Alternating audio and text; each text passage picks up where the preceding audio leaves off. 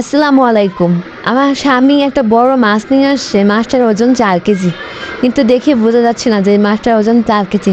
প্রথমে সে কিনে নিয়ে মাছটা বাসায় নিয়ে আসছে, কেটে নিয়ে আসে নাই, যেহেতু মাছটা অনেক বড় সবাইকে দেখানোর জন্য। মাছটার নাম জানি না আমি, কিন্তু মাছটা অনেক বড় ছিল। বাসায় নিয়ে আসার পর সিদ্ধান্ত হলো যে মাছটা কাটতে পারবো না, কাটলে পিসগুলো তো সুন্দর হবে না, এর জন্য আবার সে বাইরে নিয়ে গেছে, নিয়ে গিয়ে মাছটা সুন্দর করে বাইরে দিয়ে কেটে নিয়ে আসছে। মাছটার পিসগুলো অনেক বড় বড় হয়েছিল এবং অনেক সুন্দর হয়েছিল। কাটাটাও খুব সুন্দর হয়েছিল, আমার খুব পছন্দ হয়েছিল। যদিও আমার বাইরের মাছ কাটা খুব পছন্দ একটা হয় না। তারপর আর কি, মাছগুলো ধুয়ে কুটে পরিষ্কার করে নিলাম। তারপর পরিষ্কার করে নিয়ে তারপর যতটুকু রান্নার জন্য রাখা হলো ততটুকু রেখে বাদ বাকিগুলো ফ্রিজে রেখে দিলাম প্যাকেটিং করে।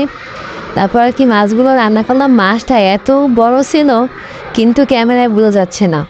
মাছটার নাম কি আপনারা জানলে কমেন্ট করে জানাবেন। মাছটার নাম কি আমি ঠিক জানি না ভালো মতো।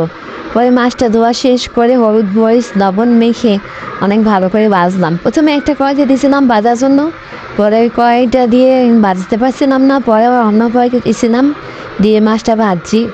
আর আলহামদুলিল্লাহ মাছটা খেতে খুবই মজা হয়েছিল। মাছটা ভেজে শুধু টমেটো দিয়ে ভুনা করছিলাম, সবাই খেয়ে খুব প্রশংসা করছিল আমার রান্নার।